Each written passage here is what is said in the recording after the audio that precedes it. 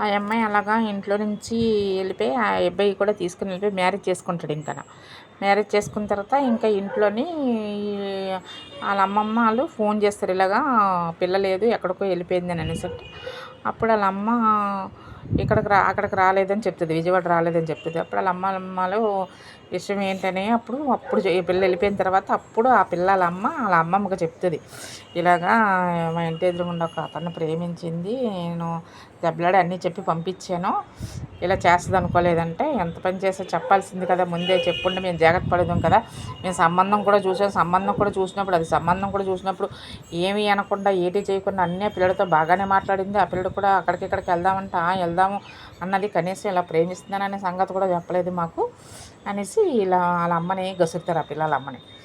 ఆవిడ వీళ్ళ నాన్న ఏం చేస్తాడంటే అక్కడ ఈ పిల్ల వెళ్ళిపోయింది కదా, వాళ్ళ నాన్న శుభ్రంగా వాళ్ళ అమ్మని శుభ్రం కొట్టేసి, నీ వల్ల ఇలాగ అయ్యింది, నువ్వే ఇలా చేసావు, పెళ్ళి ఇప్పుడు వెళ్ళిపోయింది ఎవరితోటో, ఇప్పుడు మనం ఏం చేస్తామో ఇలాగలగానే శుభ్రంగా ఆ పిల్లల అమ్మని వాళ్ళ నాన్న కొట్టేస్తారు. శుభ్రం కొట్టి కానీ ఇంకా ఆవిడ ఇంకా ఇరుగు పొరుగు ఇక్కడే ఇలా పిల్లల మామయ్యలు వాళ్ళ అమ్మమ్మలు శుభ్రంగా తిడతారు వాళ్ళ అమ్మని. తిట్టడం వల్ల ఇంక ఈవిడ ఏం చేస్తుందంటే ఇంకేం చేయలేక పాపం ఆవిడ అక్కడ గోదావరిలోనే వెళ్ళిపోయి దూకేస్తుంది.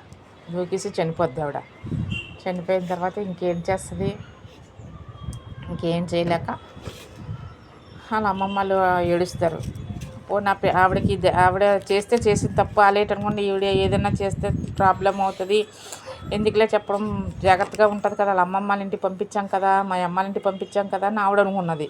కానీ ఈ పిల్ల ఎలా చేస్తుందని ఆవిడ అనుకోలేదు. కనీసం ఇంట్లో వీళ్ళ అమ్మమ్మైనా వీళ్ళ మామయ్యాలన్నా ఆవిడకి సపోర్ట్గా ఉంటే, నువ్వు మాత్రం ఏం చేస్తావు అలాగేలాగా అనకుండా శుభ్రంగా ఈవినే తిడతారు, నీ వల్ల పిల్లలకి అయ్యింది, నీకు జాగ్రత్త లేదు అలాగేలాగని తిట్టడం. తర్వాత అలా ఆయన శుభ్రంగా కొట్టేస్తాడు. కొట్టడం వల్ల ఇంకా ఈవిడ ఏం చేస్తుందంటే ఇవి అన్నీ తట్టుకోలేక వెళ్ళిపోయి గోదావరిలో దూకేసి చనిపోద్ది. చనిపోయిన తర్వాత ఇంకా ఈ పిల్ల ఏం చేస్తుందంటే వేరే కాపురం పెట్టుకుంటారు. వేరే కాపురం పెట్టాక ఆ పిల్లకు ఒక బాబు కూడా పుడతాడు. బాబు పుట్టిన తర్వాత అన్న ఏం చేస్తాడు, ఇంట్లో డబ్బులు సరిగ్గా ఇవ్వడు.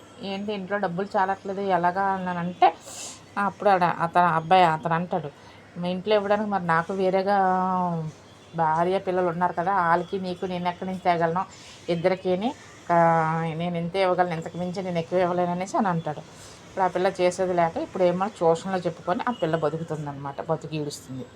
ఇది తల్లిదండ్రులు పిల్లల మీద కేర్ చూసుకుంటే ఇంత ఆడపిల్లలు అబాస్పాలు అవ్వకుండా బాగుంటారనమాట.